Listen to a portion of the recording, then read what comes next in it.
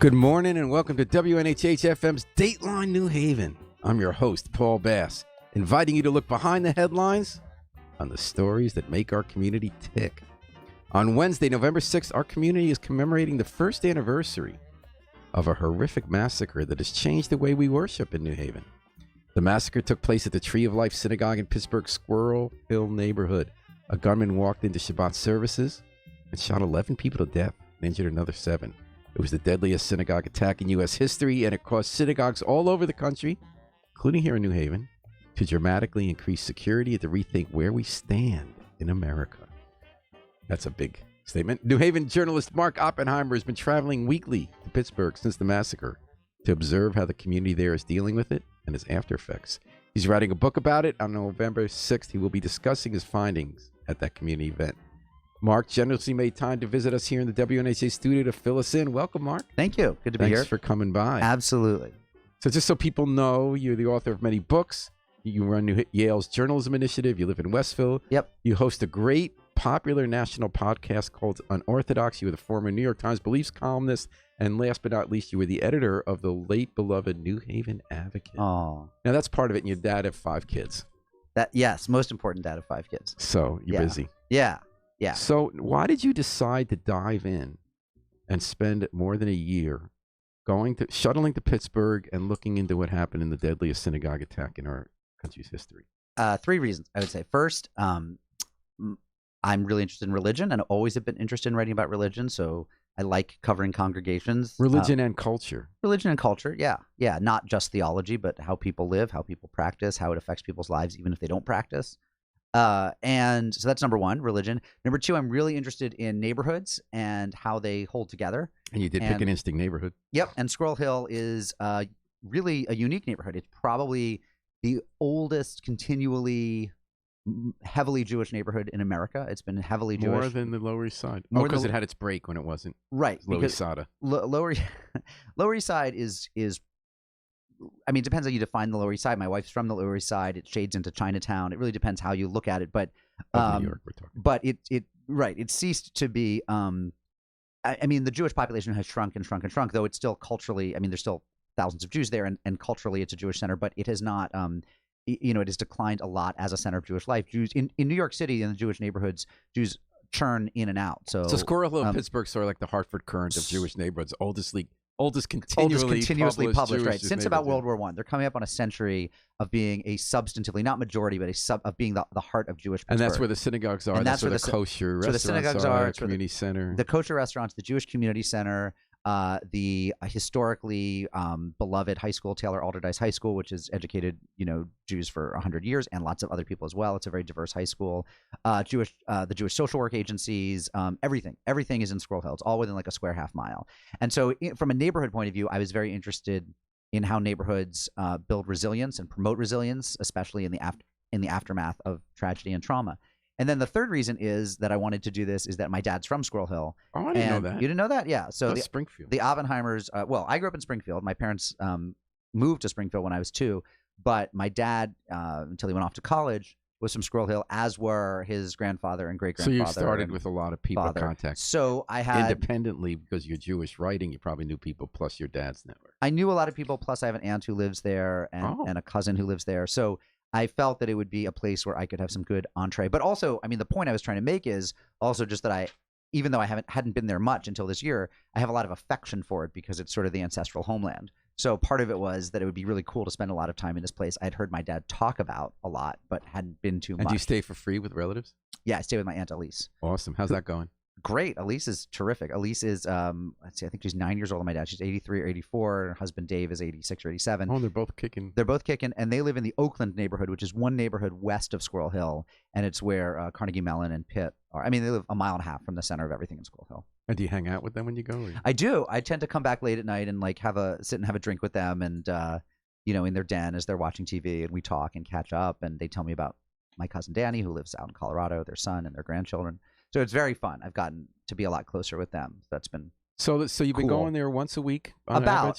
So in the past, I started in early November of last year, so about 52 weeks ago exactly, and I've made 29 trips. So I'm going in 2 weeks for the 1-year anniversary on the Jewish calendar, which is November 16th. The yard sites. The yard sites, and that will be my 30th trip in 53 weeks. So not more than every other week. And how but not long do quite you every stay? week. Typically stay. Often I go in and out on the same day. I'll fly very early out of Logan or LaGuardia. So you don't stay with Aunt Elise every and then time. sometimes I stay over with Aunt Elise. Now, why is it Aunt Elise and not Elise and Jack? Elise. I Oh, mean, Elise and Dave. Yeah. Well, Elise is my dad's sister, so I mean, she's Elise. Well, we know people who we did define the household by the Elise dominant features character. Elise features in more family stories than Dave does because Elise goes, he's my dad's older sister. He grew up with her, but no, they are very much Elise and Dave. The other thing, I mean, if you want the honest truth, the other thing is that Dave goes to bed earlier, so there are any number of nights where I'll get back there at 9 o'clock or so to unwind, and Dave's asleep already. And she's still kicking back. But I always get Aunt Elise at 11. Okay. precisely in her bathrobe with her drink. Is it really vodka? What is the drink? No, their drink is, she usually has wine. He has scotch, but at that hour they drink with dinner. At that hour it's water. Water. Yeah. Okay. And we're talking about the 1-year anniversary of the massacre, largest massacre in U.S. history of Jews. Of Jews at a synagogue. Yep. At the Tree of Life Synagogue in Pittsburgh. Mark Oppenheimer, New Haven journalist, has been traveling there. He's writing a book about it. He's about to report back on it at a community event. Yep. And he's here in the New Haven. The community event is studio. that I don't even remember. Is it November 5th or 6th at the JCC? 6th. 6th. Okay. All right. Cool. I'm excited. So, Mark, what'd you find out? What's the big takeaway of what you found out over this year? Well, I mean, there's a lot of big takeaways. One thing is that neighborhood matters. That being able, geographic proximity and closeness matters in terms of how people cope. A lot of people said, I didn't I didn't want to leave the house. I didn't want to see people, but I live 2 blocks from the Giant Eagle supermarket, so I would go shopping and I'd bump into people and they would give me a hug, and that meant everything. It's also a community where there's a lot of interdenominational cooperation. The Orthodox, the conservative, the Reformed Jews, the secular Jews, and the Gentiles all live mixed in with each other. It's not like there's the Orthodox part of the town. And do they go to these other? I mean, and the they go Orthodox. to do they eat lunch at the conservative people's house, or is the they kosher often good do. enough? No, they often do. I mean, for one thing, it's a community where the conservative Jews are very, and Reformed Jews and secular Jews are very understanding about conservative dietary law or Orthodox dietary laws. Yeah, but still, a lot of Orthodox would not eat at a home if they feel there might not have been the right hechsher on a piece of cheese once. But no, you see, I mean, That's definitely true in New Haven. There are definitely Orthodox people who feel that way, but you see more people accepting each other's hospitality across religious lines in Squirrel Hill than I've seen in any other city. And so interdenominational, and there's a lot of interfaith what I call interfaith marriages, where one spouse goes to this Orthodox synagogue and the other spouse goes to a conservative synagogue. They won't go to each other's synagogues, but their marriage works. There's a lot of that. So you said it, neighborhood matters, community interdenominational cooperation matters. Yep. And you had a third takeaway? I don't remember if it was specifically the It was third. 3. I mean, scale matters. This is a Jewish community of about 50,000, half of whom are in Squirrel Hill and the East End of Pittsburgh more generally. So the fact that they, one thing is this is a neighborhood where people stayed. When there was white flight to the suburbs, when other Jewish neighborhoods in Pittsburgh emptied out to the suburbs for reasons that historians don't fully understand, Squirrel Hill didn't leave, and it didn't move its institutions the way New Haven, for example, moved its Jewish Community Center to Woodbridge. The Jewish Community Center stayed on the corner of Forbes and Murray in Pittsburgh. There was discussion. There was a moment in the 80s when they were talking about we had too in moving the 80s. Everything. Yeah. And they didn't move everything. Why was that? Because that's also, if not mistaken, that was a low point in Pittsburgh's history. Pittsburgh's been on the rebound. The way New Haven's been on the rebound. That's right. The steel mills had closed. And they hadn't yet reinvented themselves as a cleaner tech city. They had some really smart mayors. Mayor Caligiuri, succeeded by Sophie Masloff. But I'd argue those kind of mayors reflect a desire by enough people in town for a progressive agenda. There's a lot of love for Squirrel. I mean, part of it is unquantifiable. Like, no, I talked to all the experts, the urbanists, the historians, said, why did people stay? Why did Squirrel Hill persist? And they all have a different theory, and then they say, but I don't know that my theory is right. One of the theories, just to cut right to the chase, the most cynical theory, which is maybe true, certainly has some part of truth in it, is that property values were just high enough. And it's not a uniformly rich neighborhood by any means. I should be clear. It's not. This is not Newton. Although it was Mass. seen, like I married into relatives who had a view of Squirrel Hills where the rich Jews lived. One of them worked in a house there, so they did see it as the wealthy And there place. are streets that are where rich Jews live. There also are streets with like duplexes and multifamily houses where middle and working class Jews lived, and that are in the same public schools district, a block from each other, right? But it's urban. but it's urban, and you don't have big, enormous plots of land. I mean, there's large houses, but they might still sit on a quarter or half acre. This is not a place of estates, right? But the property values on average, one theory is, were just high enough that black people, by and large, weren't able to move in large numbers, and therefore they never tipped over into, they never got more than 10% black or so. Wow. So real estate agents couldn't scare people. Right. So there was one theory is there was just enough resiliency in the real estate market, and then when the scares of the 60s and 70s passed, people said, okay, we're fine, we'll stay. Another theory is that the love for this really high-quality high school, Alderdice, kept people there. A Jewish religious high school. No. Taylor Alderdice is the public high school. Oh, the public high school.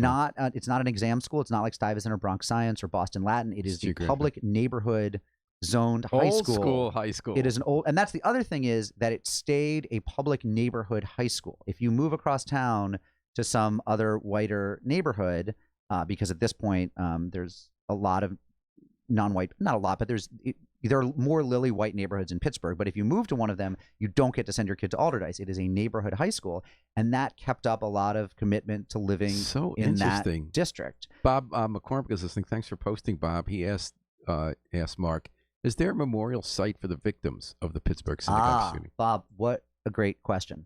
Not yet. So here's one of the really big stories that my book will be out and on the Barnes & Noble shelves, and this will still not be resolved, right? Which is what to do with the Tree of Life building. Are there still services there? They're not still services there. They've never been back in for services. Oh my goodness. They closed it down. For a while, they couldn't go in because it was such a crime scene, and there were still bullet holes, and the FBI was telling people don't use it. At some point, and the synagogue has never been fully forthcoming, clearly the FBI and the U.S. Attorney said, okay, you can return to use it. And they did start going in and carting out boxes of stuff and saving their archives and moving their prayer books. But at that point, they could have started having services again, but they didn't. What they've done is they've gone on a year-long sort of listening tour led by a local architect named Dan Rothschild, where they've asked every stakeholder in Pittsburgh, relatives of the victims, congregants from the synagogues, other Jews, neighborhood people, what should we do with the building? And after a full year of this, at Rosh Hashanah services, and then he repeated it at Yom Kippur, the rabbi, Jeffrey Myers of Tree of Life, said, well, after all that time, we've decided that we are going to stay at the corner of Shady and Wilkins. In other words, we're not going to sell the building or the plot of land, which was one thing people talked about, was raise the building, sell it, take the money, relocate somewhere else. Change the neighborhood. We're going to rebuild there. But how they're going to rebuild, whether they're going to raise the building and rebuild something new, whether they're going to renovate the interior, whatever they're going to do, they've kicked the can down the road. They still haven't decided. So now there were 3 congregations meeting at the synagogue, which means that the congregations are not as strong as they used to be in Pittsburgh, right? I mean, if you had 3 that were small meeting in the same building that used to have 1. It's a little more complicated, right? So the host congregation, Tree of Life, which owns the building and is called the building is the Tree of Life. It's actually Tree of Life or La Simcha, Light of Joy, but it's called Tree of Life. They used to be, I don't know if it's 800-900 families, and they're down to about probably between 200 and 250. So they've shrunk substantially. And to pay their bills, they were renting to 2 other congregations, one of which is a very wonderful and beautiful but aging congregation called New Light, another conservative congregation. The other one is part of the Reconstructionist movement, and it's called Dor Chadash. And they are, I don't know if they're 100 or 200 families, but they're actually small but super vibrant. And they have never wanted to have their own building. They've always liked being renters. So where are those 3 congregations now? They have 2 of them dispersed about a mile west to the Oakland neighborhood to an old Reform congregation. It was actually my dad's, called Rodef Shalom, and they are renting space from Rodef Shalom this year. And can people still walk to services, or they don't walk? These are not people, by and large, who walk. Because you and I go to a conservative synagogue where that'd be a real problem because a lot of us walk. Yes, we can't go to the next town. I don't know of any Shomer Shabbat, non-walking people in these congregations. There might be some. Conservative synagogues have no. Not these. So Tree of Life was never the most observant of the conservative synagogues. So Tree of Life has moved to Rodef Shalom. So has Dor Chadash. New Light actually just moved a few blocks away to another conservative synagogue called Beth Shalom. So they're merged. They're not merged. They're renting space for the time being. So what do you take from that, Mark Oppenheimer? The fact that they're not sure what to do with the building. They don't want to sell it. They don't want to go in there and have services again. Did you draw large conclusions about how communities deal or try to deal with tragedy? On that question, I've drawn pretty large conclusions about a particular dynamic within American Judaism, which is Tree of Life was, as any number of people have said to me, was a dying congregation that ironically, by becoming this site of this extraordinarily violent act and world historical act, all of a sudden has some new life in it, because now the thinking is, and the rabbi very strongly believes this, now they can't merge, shrink, leave. They can't go away. They have to stay. And is that going to be long term? Or do people get over it eventually if it wasn't viable before that? Their attendance is actually, after the first few weeks, their attendance was not up this year. But he had made a huge plea. The rabbi made a huge plea at High Holidays. He said, I'm quoting almost verbatim, if we don't get new energy, we have 30 years. We have 30 years till we disappear. 30's not bad in the era of 30's not creative bad. destruction. Of course, he was saying this to the people who had shown up. Yeah. So, but they got a lot of money, right? A lot of support from people in the wake of this. They got a lot of money, although not nearly enough not nearly enough to rebuild on the scale they'll have to. I mean, they have, I don't remember if it's $2 million or $3 million. Could they rent space and pay a rabbi for 30 years with the money? Absolutely. I mean, financially, the most prudent thing to do would be to sell the building and the land, which would bring in any number of millions, take the however many millions they have that came in from the federal government and insurance and whatever, go rent a nice Victorian house somewhere for services and have a nice endowment that will pay for rabbis. People like you would like the services better than anyway. It'd be awesome. It would be awesome. But why can't they? Because they don't know what to do. And not knowing what they want to do with the actual building where the massacre occurred, aren't they in fact still wrestling with the basic question of how to move on and commemorate the actual massacre? They have not yet made the hard decisions. Look, some people you talk to and say the only thing to do is to walk right back into the building and start praying again. That's the only way to defeat the terrorists. That would have been me. That would have been me too. Except I still like your small Victorian because it'd be nicer services than big buildings with big sofas. Big. Yeah. But no, I mean, and that's what I call. I mean, I had especially people who are either Israeli or have spent a lot of time in Israel always say that to me. They say, there's a bombing in the morning, you clean up, you put out the tables. That's the Israeli cafe. tough summer. The Israeli model is like you get the cafe tables out on the street again that afternoon. And they don't understand this at all. They think this is very American and very non-Jewish, that there's been this year of like reverence for the physical space. Yeah. But then you have some people who say, I will literally never set foot in there again. So the congregation, and then the middle ground, which is clearly where they're heading, is they're going to keep the site and maybe keep some of the exterior walls, but renovate the interior so it looks totally different. And that part, to the question we got on Facebook, the renovation will include some sort of martyr's garden. Will people go back and die in there? Will they use the building? Yeah, some people. They will have a space that will be their worship space. Some people will. But I think, the question of how they keep the momentum going in the next, it'll be at least 2 or 3 years off, at least. It might be 5. So, Mark Oppenheimer, is that fair to say that's been your biggest surprise so far, of the not knowing what to do with the building? Or what's been your biggest surprise? My biggest surprise, actually, is how much federal dollars flow in. And that's something I'm still tracking.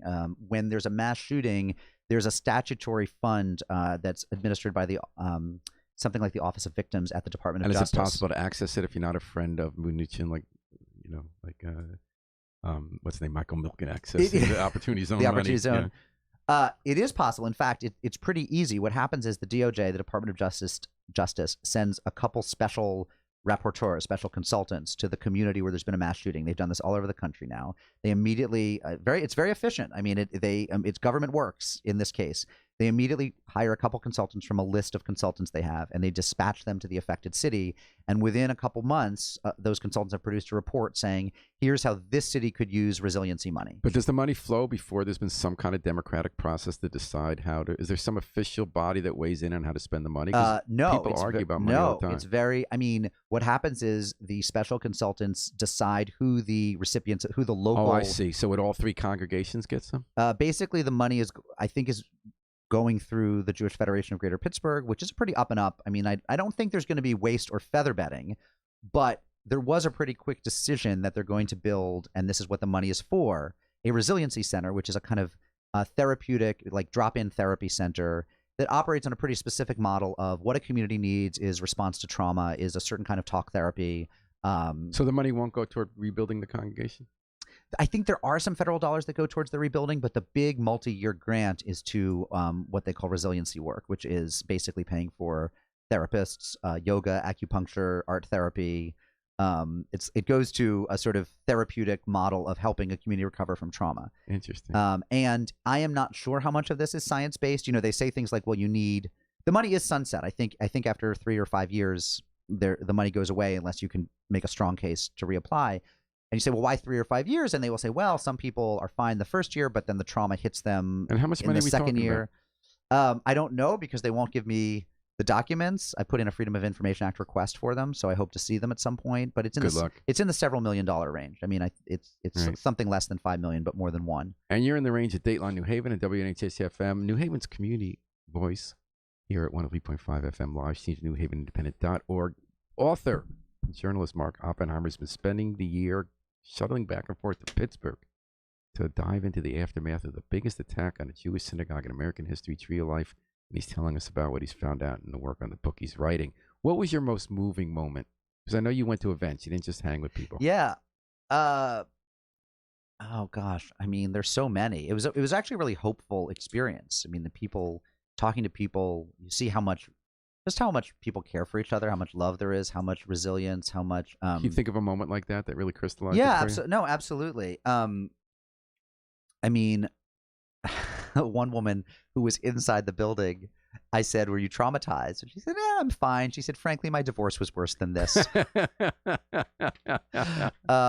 I talked to a very old man who was inside the building who saw the shooter, but the shooter looked at him. He looked at the shooter, but then the shooter decided not to fire at him and fired other people instead. Does he have survivor guilt? No.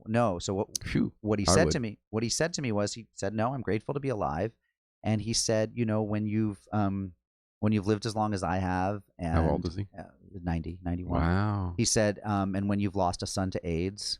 And when you've had a difficult career where you lost a lot of jobs and never really made it in your chosen. I mean, basically, when he said when you've had a rough life, being inside a synagogue where you're not shot at isn't so bad.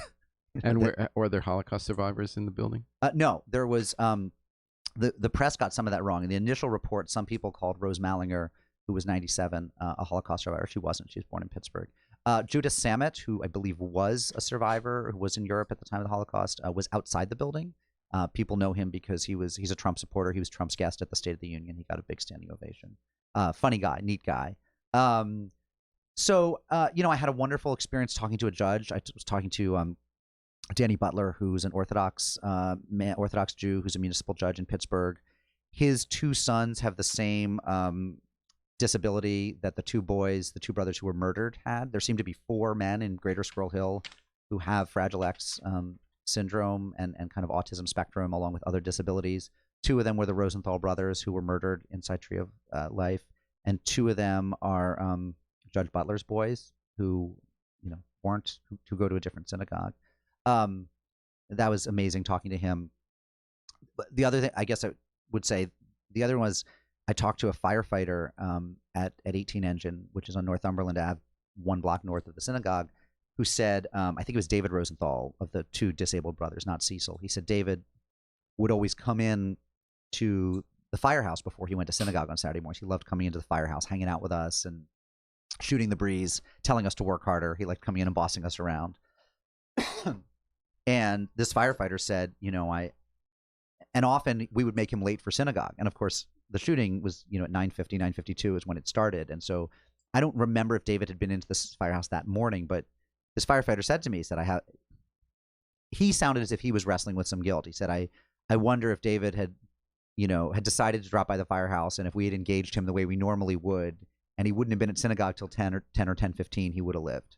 Wow. And this guy That's felt a lot like of guilt to carry. This guy felt like there was this moment somehow in the cosmic scheme where, if he had been able to engage this disabled adult in the way he had for years as his buddy who would give him breakfast at the fire station, that maybe the guy would still be alive. I feel bad that the guy feels that kind of guilt. He obviously had no cause. The firefighters went to that funeral and they found a Jewish Bible to give to the parents from the fire company. They found an Old Testament. They made the brothers honorary firefighters in death. Gave the flag to. Wow, that's nice. Are there court proceedings still, Mark? The guy, did he plead guilty? What was the? No, he's pled not guilty. The trial date has been set for, I think, something like early or mid-September of next year, which is a horrible time because it means it would happen over the Jewish holidays.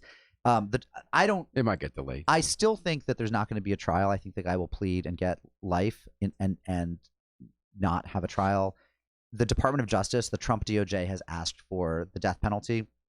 The local U.S. attorney, I talked to someone from the U.S. attorney's office who said, we don't have any discretion here. The Attorney General Barr decides. and he polls the local U.S. attorney and that office and says, what should we do? And based on what they claim to have heard from them, but also from victims' families and also the nature of the crime. And it has federal jurisdiction because there's a federal enhancement for murders committed in a house of worship. So it moves to federal court for that. And, this person who worked in the U.S. Attorney's Office said, Attorney General Barr decides and has decided we're going for the death penalty. Part of the issue, of course, is that a lot of the victims' families are anti-death penalty. Right, I was going to say that Jews aren't big on death penalty. Jews are not big on death penalty. There are some people who are supportive of the death penalty in this case. There are definitely some who are not supportive of the death penalty. And I think even among those who are supportive, I think the appetite for testifying at the trial is very, very low. So I still have a suspicion. People tell me I'm wrong, but I still have a suspicion that this guy will be allowed to plead and will serve life and there'll be no trial. Author Mark Oppenheimer, The Tree of Life, Pittsburgh Synagogue Massacre, 1 year later, here on WNHH-FM's Dateline New Haven. Mark, how do we see this in a broader context? Whenever there's a attack on a Jewish institution, a synagogue, or JCC, I'm thinking back in LA years ago, we Jews always feel, are we safe then? And do we take new security precautions? Is this something that just kind of always happens periodically? Not just to us, even though anti-Semitism is its own kind of bias. There are lots of kind of biases, lots of kind of attacks. Or was there something different here? The fact that Poway, San Diego happened in the same year, the fact that worldwide there's more anti-Semitism. Or do we always talk about, I feel like the Anti-Defamation League is always telling us anti-Semitism is up in some form somewhere. Right. And that maybe people overreact. What's your sense? How significant So is this? I am a by temperament I'm an optimist, and that certainly colors my view of everything in a way that probably isn't good journalistically. Like, I think we all have biases, and mine is everything's okay. I have become persuaded, not necessarily by the ADL, which I do think has a history of overreacting to perceived anti-Semitism, but also by FBI statistics and also just by current events. Not just Pittsburgh, but like in Crown Heights right now, where there really is a low-level pogrom going on against Jews. I mean, there are these Orthodox Jews almost weekly getting punched in the face, attacked. Mayor de Blasio never wants to talk about it. It's racially charged because it's largely African-American men attacking ultra-Orthodox appearing Jewish men. And I think nobody wants to deal with it, but there have been dozens of these attacks in Brooklyn in the past 6 months to a year. And if it were any other community, I think people would be up in arms. I mean, and so what about rightly the attack? so. So I think that you did have Crown Heights when the Rebbe's car ran into the guy, and when Giuliani got elected, after Dinkins, there was that period too, and it was on the rise. Yeah, is there something going on? Well, it's cyclical. I mean, my old teacher Paul Hyman said to me in 1999 in class. No, I was an undergrad, 95 maybe. She said, we're in a low ebb. There's not a lot of anti-Semitism right now. And she said to a bunch of really like doubting Thomas students, she said, but it'll come back. It comes back. It always does. She wasn't being fatalist about it. But are we in an era now? We are in an era of rising anti-Semitism. There's no question around the world, and a question Charlottesville rally was anti-Jewish. And just the fact that even people who are ignorant, who don't necessarily have anti-Semitic philosophies, that if you're like just an angry drunk teenager, the thing you scrawl on the bleachers of your high school right now is a swastika. Well, I'm definitely seeing anti-Semitism in New Haven political circles recently, and the whole tensions in Beaver Hills with the rise of the Hasidic community and so many of the targeted landlords are wearing yarmulkes, and there's definitely 10 years ago, and 10 years ago, a lot of that bigoted energy would have been anti-Muslim. The reality is, if you look at statistics of both the ADL and the FBI in the past several years, the religious minority that is not only most targeted by hate crimes in absolute numbers, but also most likely to be targeted, given their percentage of the population, is Jews overwhelmingly. And was that different after 9/11 when everyone was going after Muslims? So it was a little bit different because the anti-Semitic attack numbers were lower. I mean, that's the number that fluctuates the most. But what's interesting is just the general persistence of anti-Jewish attacks. And most of them are fairly low level. Most of them are the swastika here or the little bit of graffiti here. And the truth, you and I have not been harmed by anti-Semitism in our lives. Never. We don't like it, but we've had more privileges being Jewish. Absolutely. But, I always make the point that, like, Jewish privilege also adheres to some extent in your willingness to pass. I mean, you wear a yarmulke, but, otherwise you're like a tall, blue-eyed guy, and I don't wear a yarmulke, and no people walking down the street, I don't think, perceive me as Jewish. Until the last 2 months, I always felt that wearing a yarmulke made more friends in New Haven. I felt that wearing a yarmulke, people were proud that I was who I am, and they liked to tell me who they were. Gentiles like people who wear yarmulkes often. And in the black community. Yeah. But that has changed. How has that changed? Partly it's the political race happening right now. Jews are being scapegoated in a very hateful way. And partly it's what's happening in real estate. They think Elliker's that the Jews are behind Elliker. Some people even think that Elliker's Jewish, which is so funny right, the because farthest he's the least Jewish person in New Haven. as somebody who's like spent 20 years like spotting people, like kind of getting a bead on their religion professionally as a religion journalist. I mean, I'm fond of Justin Elliker. But I have a sign in front of my house, but not a Jew. But so yes, we're in this moment of rising anti-Semitism. And so what I was going to say is, let me just finish that thought, which is that sense of white appearing Jewish privilege, that it's, it has never been extended very much to people who look really Jewish in terms of how they dress, right? So if you're an ultra-Orthodox guy with side locks and you're wearing a black suit and a hat and you have a beard, those people expect a certain amount of anti-Semitic abuse, on a, if not a weekly or monthly basis, certainly on an annual basis. So, privilege is relative and has to do, I mean, it's not for nothing that Senator Lieberman, you cannot find a photograph of that guy in a yarmulke. Now, he says he's an Orthodox Jew, but he must take off his yarmulke when he comes out of synagogue so fast. Because you cannot go to Google Images, try to find him looking Jewish in some way. It's almost impossible to do.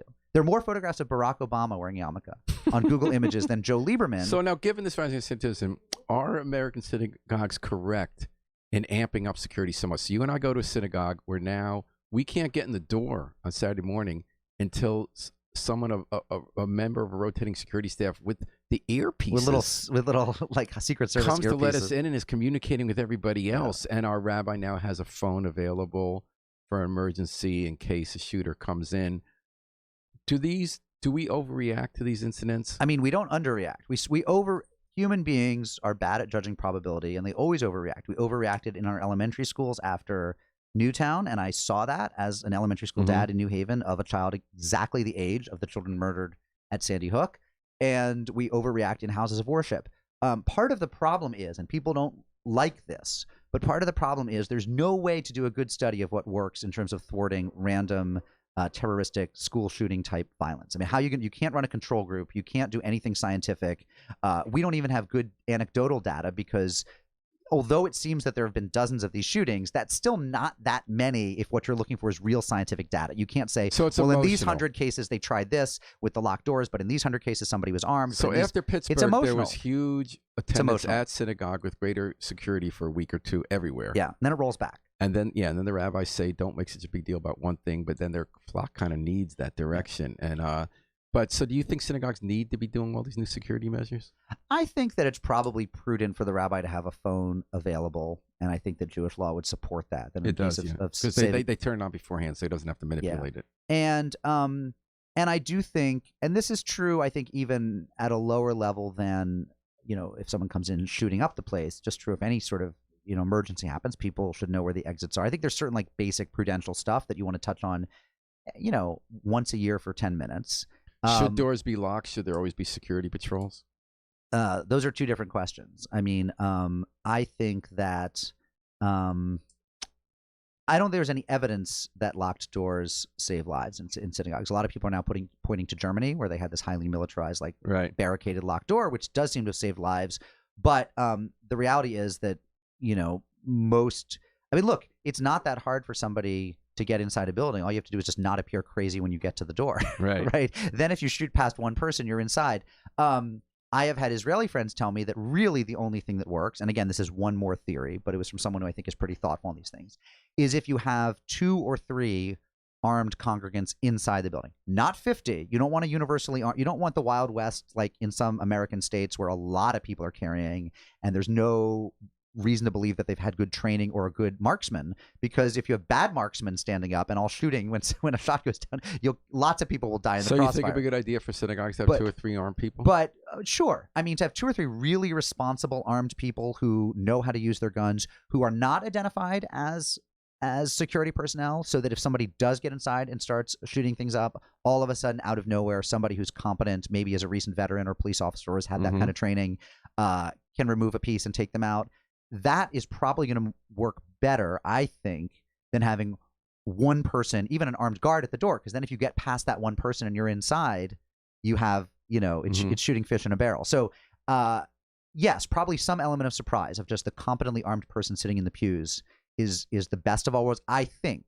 But again, my whole point is nobody knows. And this is, and I was talking to someone who works in risk assessment for a very prominent national organization, is a real expert on this stuff. And he said, most of what you see, just as at the airport, is security theater. Right. Like the reason we take our shoes off is not because they think that that's the best use of anyone's time. It's just that there was one famous case of that guy who had Richard Reed, the shoe bomb that didn't go off. And so we've added in this whole piece that would probably be better spent asking people questions or, inspecting their bags more carefully. But that's a piece that people remember. And so we do that security theater. It's just to make people feel better. It's not because Which counts. Although I don't feel better when I see this kind of armed camp because it makes me think there's a greater risk than there really is. Some people, that's right. Some people say, well, I'm not going to go there. I mean, most of us, if we see a bunch of police cars with their sirens on, take a detour to go around, we actually don't feel safer coming up on that scene. Right. So, it's Well, I feel safe to remind you, listening to Mark Oppenheimer, a local author, talking about post-Tree of Life synagogue massacre in the country and in New Haven. So, Mark, how does this affect you and your family and your life? You live in Westville, just like me. We're neighbors. We go to a wonderful synagogue there. Has anything changed in you as a Jew, as a New Havener, as a Westville person, as a member of that synagogue as a result of this massacre?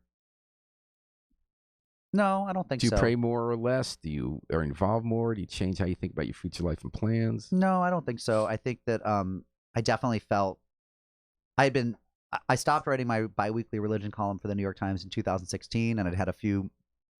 I was looking for a longer project to do some really in-depth reporting, which is something I love doing, something I think I'm pretty good at. Yeah, you are. You always get better. You always see the other people do better work or work you wish you had done.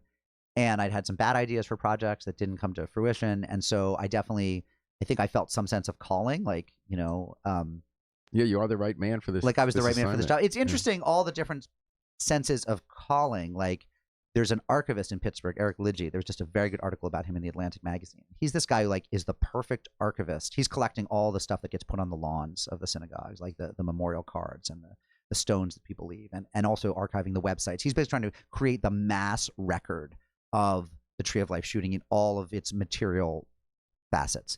And this is a guy who grew up pretty observant Orthodox in the community, but then he ended up pretty secular, but now he's returning to synagogue. So, but he knows every piece of the community. He knows the Orthodox people. He knows the Lubavitcher Hasidim. He knows the conservative Jews, the Reform Jews. He knows what it is to be a secular Jew. He used to be like a rock critic. He was kind of a hipster. He knows every kind of Jew, and he's been a journalist. He's a good writer, and he's a professional archivist. And he just everyone trusts Eric, and he grew up there. And so in a lot of communities, the archivist would be someone who moved to town 2 years ago to take an archive job. But Eric directs the Rau Jewish Archive at the John Heinz History Center in Pittsburgh. They're the sort of go-to repository for all things Jewish in Pittsburgh history. And he was absolutely the right man to do this archival work. And I do feel to some extent that I'm a good person, if not the best. I'm a good person to write you sure are. This book. So I've had a sense of mission about that, I think. And that's been...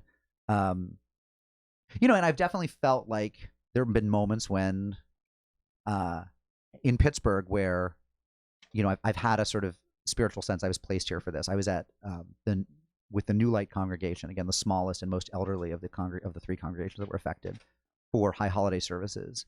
And at one point, one of the people running the service came over to me. It was time to put the Torahs away, and he said, "Would you carry the Torah?" I looked at him. It's that's crazy. You have to. That's because that's an honor that goes to a member.